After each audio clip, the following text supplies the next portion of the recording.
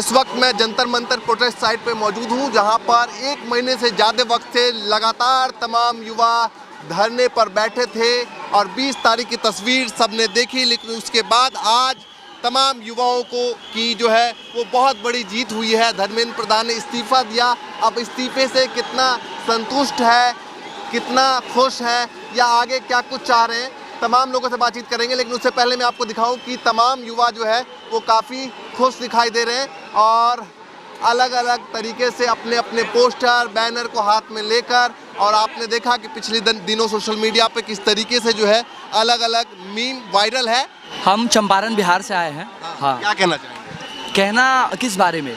इस्तीफा हो गया। इस्तीफा हो गया। इस्तीफा के बारे में हम यही कहना चाहेंगे कि एक शेर याद आया। शेर कहना चाहेंगे कि समा बुझ भी जाए तो क्या, धड़कन रुक भी जाए तो क्या, तुझे पाने के खातिर इतना कुछ खो दिया है कि अब तो मिल भी जाए तो क्या। जो 20 तारीख को हुआ उसके बारे में ये शेर था कि अब ये इस्तीफा का क्या फ़ायदा। ये इस्तीफा पहली बात तो उन्होंने दिया नहीं, उनसे छीना गया, वो हारे हैं, उन्हें हार के ये देना पड़ा है। आप बच्चों को आपने लाठियाँ चार्ज की, कुत्तों की तरह मारा, उन्हें जानवरों की तरह। जब आपसे आपने अपने बल छल सबका प्रयोग कर लिया, जब आप नहीं हरा पाए, हमें नहीं झुका पाए, तो आपने रिज़ाइन दिया है। तो उस रिज़ाइन का क्या मतलब है? और एक और बात कि जहाँ सब चोर हैं, सारे चोर हैं, वहाँ पे एक चोर को हटा दोगे, उसकी जगह कोई दूसरा चोर आएगा, तो इस रिज़ाइन से क्या फ़र्क पड़ता है? मतलब क्या, कैसे संतुष्ट होंगे आप? संतुष्ट हम इस तरीके से होंगे कि एक ऐसा सिस्टम चाहिए जो लीक प्रूफ हो। एक ऐसा, जो भी ब्यूरोक्रेट्स हैं, जो भी सिटीजन्स हैं, जो भी उसमें मंत्री हैं, सबको आप हटाइए। आप एक ऐसा देश बनाइए। मेरे देश में मैं अगर देखूं, मैं बिहार से हूं, हमारा जो मेन एरिया ग्रामीण एरिया है बिहार का, वहाँ गरीबी इस स्तर पे है आप सोच नहीं सकते। भूखे लोग मर जाते हैं, वहाँ भूख में रहते नहीं, मर जाते हैं भूखे, बच्चे मर जाते हैं, बूढ़े मर जाते हैं भूखे। तो वो सब ठीक करने का ज़रूरत है। अभी हम आगे क्या मांग है, मतलब डिमांड क्या है? मेन डिमांड मेरी यही है कि अगर आप करप्शन हटा सकते हो तो आपका अभी हर एक 100 आपके प्रयासों में 98 प्रयास करप्शन हटाने पे होना चाहिए। 2 प्रयास आप कुछ भी के लिए करें। आप मोदी जी आप लोगों को समझ पाए? मोदी जी हमें नहीं समझ पाए। मोदी जी जो भी प्रक्रिया अभी लिए हैं, जो भी वो माय फ्रेंड्स मेरे मित्रों कर रहे हैं, वो दबाव में कर रहे हैं। वो हार के कोशिश करके ना जीत पाए तो कर रहे हैं। वो हमें समझ नहीं पाए हैं। अभी समझने में पता नहीं कभी समझ भी पाएंगे कि नहीं, क्योंकि उनके समय हमारा समय बिल्कुल अलग है। उनके समय में ये होता था कि भाइयों और बहनों, हम धर्म बचाएंगे, हम आपको आपका हक दिलाएंगे, आपको मंदिर दिलाएंगे, आपको मस्जिद दिलाएंगे, आपको ये दिलाएंगे। हमें मंदिर चाहिए, मस्जिद चाहिए, वो फेथ का मामला है, वो पर्सनल मामला है। उस पर मेरा ये मानना है पर्सनल कि पॉलिटिक्स में फेथ का रत्ती भर भी जगह नहीं है। फेथ पॉलिटिक्स के लिए है ही नहीं। फेथ पर्सनल है, वो पर्सनल इंसान का निजी मामला है, वो अपना देखेगा ना। संतुष्ट नहीं हो पाए? बिल्कुल संतुष्ट नहीं है। थोड़ा संतुष्ट है? थोड़ा नहीं सर, अभी बहुत ज़्यादा काम बाकी है। सबसे बड़ी जीत यही हुई है कि स्टूडेंट की आवाज़ पहुंची है। पहली बार 14 साल में गवर्नमेंट के लिए ये बहुत बड़ा, मतलब बुरा दिन माना जाएगा गवर्नमेंट के लिए तो, पर जनता के लिए सबसे बड़ी जीत है। और इससे बड़ी, जैसे मैं IT सॉफ्टवेयर में जॉब करता हूँ, मैं गुड़गांव से आया हूँ, मैं 8 साल से टैक्स पे कर रहा हूँ, 8 साल से। तो मुझे खुद दुख होता था कि भाई ये जो जनता का प्रधानमंत्री जो जनता के बीच में जाके बोलता भाई और बहनों, ये बहनें कूटे जा रही है जंतर मंतर पे, वो बंदा पीछे से निकल रहा है 20 तारीख को। उसको मतलब 2 मिनट नहीं था बोलने के लिए। संतुष्ट नहीं है? संतुष्ट नहीं है, मतलब नहीं है। अब सबसे बड़ा के बाद फिर क्या चाहते हैं आप? हम ये चाहते हैं कि अकाउंटेबिलिटी हो, और अब जहाँ पे भी जो भी नया मंत्री बैठे उस पद पे, उसको पहले ही सोच लेना चाहिए कि ये चीज़ें नहीं चलेगी। ये जो करप्शन बिठा रखा है ऊपर से लेके नीचे तक। अच्छा, अब मोदी जी क्या है, मोदी जी करप्शन के राजा है। उसके जो पहले है नीचे आराम से खा रहे हैं 14 साल से। अच्छा, एक आखिरी सवाल कि इसके बाद कौन सा ऐसा मंत्रालय है जिसपे युवाओं की नज़र है? सबसे पहले गडकरी, जो इथेनॉल पहले जा रहे हैं ना लोगों को, सुने नहीं जा रहे। मुझे ये समझ में नहीं आ रहा भाई, तुम जनता की सुन नहीं रहे हो, तुम पहले जा रहे हो। मतलब ये तो वही हो गया ना, 1 वे हाईवे, मतलब सामने से कुछ आ ही नहीं रहा, 1 वे टेकते जाओ। 1 महीने से ज्यादा वक्त तक तमाम युवा बैठे रहे धरने पर, डटे रहे, क्या कहना चाहेंगे? इन युवाओं के जोश को सलाम, और धर्मेंद्र प्रधान को बहुत पहले इस्तीफा दे देना चाहिए था। और ये उनके अन्य मंत्रियों के लिए भी अब संकेत है, अगर काम नहीं करोगे तो इस्तीफा देना पड़ेगा। अब जैन जी जाग चुका है, ये जैन जियों का देश है देखा जाए तो। अब जैसे कि पहले बहुत पेपर लीक होते थे, हम ये सोचते थे शायद हम 1-2 नंबर से रह गए होंगे। मैं 69,000 टीचर में खुद पास आउट होने के बाद भी सेकंड फेज की भर्ती पूरी कोर्ट में अटकी हुई है। ना योगी आदित्यनाथ जी संज्ञान लेते हैं। और शिक्षा मंत्री भी उसी केस में सस्पेंड हुआ था वहाँ पे, यूपी के अंदर नहीं होता, आप पता कर लेना, 69,000 बत्ती है 2019 की, और हम आज तक उसका वेट कर रहे हैं। कोर्ट की कोई सुनवाई नहीं, ये कोर्ट की सुनते ही नहीं है, इनको धर्म में उलझा देते हैं हिंदू मुस्लिम के अंदर बंदों को। पर ये बहुत बढ़िया बदलाव हुआ है। और जो धर्मेंद्र प्रधान ने इस्तीफा दिया है, जो जितना लेट इस्तीफा दिया है, और मैं दिल्ली पुलिस के लिए दिल से थैंक्स भी है, उनके लिए दुख भी है, क्योंकि वो बेचारे दूसरी बार पिटे हैं।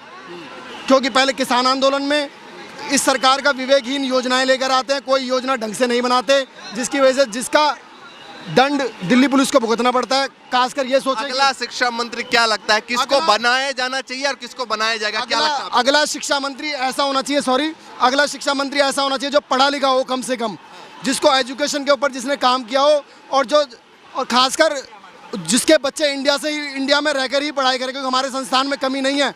IIM, IIT और कुछ NCERT की जो बढ़िया संस्थान है, बहुत बढ़िया संस्थान है, हम ही उनको चेंजेस करेंगे। अगर हम ही बाहर पढ़ने जाएंगे तो यहाँ का क्या बदलाव होगा। दूसरी बात, दीपके को भाई दिल से सलूट, अमेरिका से आया और सिस्टम को बदला इस बंदे ने। आज मोदी जी ने भी बोला है संसद के अंदर, हमें जैन जी के अकॉर्डिंग सोचना पड़ेगा, देश अब वैसा नहीं है, और इन अंधभक्तों से जितना दूर रहो उतना अच्छा है। इंस्टाग्राम पे भी PM मोदी ने काफी कुछ सोचा, PM मोदी सही समय पे आपने वीडियो जारी किया, और दूसरी वीडियो को आपने देखा होगा गौर से कि उनका फ्रेम ठीक हो गया था। बहुत बढ़िया। PM मोदी जी ने ना देश को भाप लिया है कि यूथ अब समझ चुका है, यूथ जाग चुका है, यूथ हिंदू मंदिर मस्जिद में नहीं उलझने वाला, यूथ को अपने राइट चाहिए, उसको अपना फ्यूचर सिक्योर चाहिए, जिस कोर्स की वो पढ़ाई कर रहा है उसको आगे उसमें जॉब भी चाहिए। क्या नाम है आपका? मेरा नाम सुश्री है। कहाँ से आप आई हैं? मैं दिल्ली से ही आई हूँ, लेकिन मैं उड़ीसा से हूँ। क्या कहना चाहेंगे, जिस तरीके से धर्मेंद्र प्रधान ने अचानक इस्तीफा दिया, 1 महीने से ज़्यादा वक्त तक तमाम युवा बैठे रहे, क्या लगता है, क्या कहना चाहेंगे? अकड़ जिस तरह की उनकी थी उसको टूटने में वक्त तो लगता। 2015 में राजनाथ सिंह जी ने कहा था कि हमारी सरकार में इस्तीफे नहीं होते, तो हमें ये सिर्फ ये 1 महीना नहीं, ये 5-6 साल का सफ़र रहा, जिसमें हम सब ने आज सिर्फ इस्तीफ़ा ही नहीं, डर को तोड़ने का जो हमने जज्बा हमारे अंदर था उसकी भी जीत हुई है। और हम बहुत आशा के साथ प्रोटेस्ट में थे लास्ट 1 महीने से। इनफैक्ट 6 जून से जब पहली बार हम सब यहाँ जमा हुए थे, तब से हमारी ये मांग थी। तो हमें तो लगा था कि और 1 साल तक भी अगर हमें यहाँ बैठना पड़ जाए उसके लिए भी हम तैयार थे। अगला शिक्षा मंत्री किसको देखना चाहते हैं? हम अगला शिक्षा मंत्री किसी ऐसे इंसान को देखना चाहते हैं जो पॉलिसी चेंजेस लेकर आएँ, क्योंकि इस्तीफ़ा ये फर्स्ट स्टेप है अकाउंटेबिलिटी का, और पार्लियामेंट्री फॉर्म ऑफ डेमोक्रेसी हमने इसलिए लिया था एक समय में ताकि अकाउंटेबिलिटी रहे। हम एक ऐसा मंत्री चाहते हैं जो पॉलिसी चेंजेस लेके आए, एजुकेशन को डिसेंट्रलाइज करे, गवर्नमेंट संस्थानों के हालात ठीक करें, गवर्नमेंट टीचर्स की ट्रेनिंग बेहतरी करें। ठीक है, PM मोदी के दोनों वीडियो को लेकर क्या कहना चाहेंगे? पहला वीडियो और फिर दूसरा छोटा सा वीडियो। दोनों वीडियोस बहुत ही बुरे थे फर्स्ट ऑफ ऑल और वो मैम बता ही चुकी है कि गवर्नमेंट टूट गया, और काफ़ी बुरे थे। उन्हें थोड़ा सा ट्रेंड के हिसाब से चलना पड़ेगा, नहीं तो रीच नहीं आएगी। ट्रेंड समझ लिया उन्होंने? लगता तो नहीं है। उनके और हमारे बीच में जनरेशन गैप ज़्यादा है, तो उन्हें अब थोड़ा रेस्ट मोड में जाना चाहिए और नए लोगों को चांस देना चाहिए। और मतलब ये शिक्षा व्यवस्था को लेकर शिक्षा मंत्री ने इस्तीफा दिया, और क्या लगता है कौन ऐसा मंत्री है, कौन सा ऐसा मंत्रालय है जिसमें ज़्यादा बदलाव होने की ज़रूरत है? हर गाड़ी को चलने के लिए फ्यूल की ज़रूरत होती है, बस यही कहना चाहेंगे हम। एजुकेशन की सिस्टम को सड़क पे लाने के लिए हमारा जज्बा, हमारा protest was the fuel.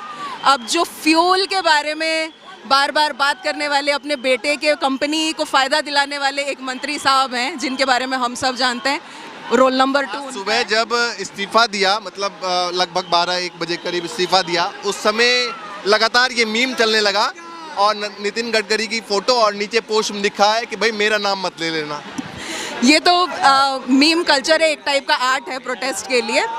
But most importantly ये है कि जो लोग भी, चाहे वो गडकरी साहब हों, निर्मला जी हों, या कोई भी ऐसे मंत्री हों जिन्हें लग रहा है कि वो हमें बेवकूफ़ बना सकते हैं, तो हम कोई स्पाइनलेस जनरेशन नहीं है जो ऐसी हरकतें हम सहेंगे।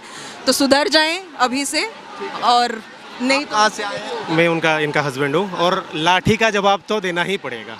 सबसे पहला सवाल यही कि इस्तीफे को कैसे देखते हैं, और जो बच्चों ने लाठियां खाई उसको कैसे देखते हैं? पहली बात तो इस्तीफा जो है एक पहली स्टेप था, तो हम बहुत शर्मिंदा हैं कि मैं उड़ीसा, मतलब हमारे उड़ीसा से धर्मेंद्र प्रधान आता है, इसके लिए हम सारे हिंदुस्तान से सॉरी कहते हैं। तो हमें नहीं चाहिए ऐसा धर्मेंद्र प्रधान, और उसको कृपा करके उड़ीसा मत भेजिए, अभी वहाँ के मुख्यमंत्री बना देंगे, ऐसे मत कीजिए, हमें नहीं चाहिए धर्मेंद्र प्रधान। भाई उनको हटाया गया, कोई तो पद दिया नहीं नहीं, हमें नहीं चाहिए उड़ीसा में, हमें उसको नहीं देखना चाहते हैं हम। बस इसको यहाँ कुछ करना है, इसको यहीं कुछ तड़ी पार करो इसको, बस नहीं चाहिए हमें उसको वो।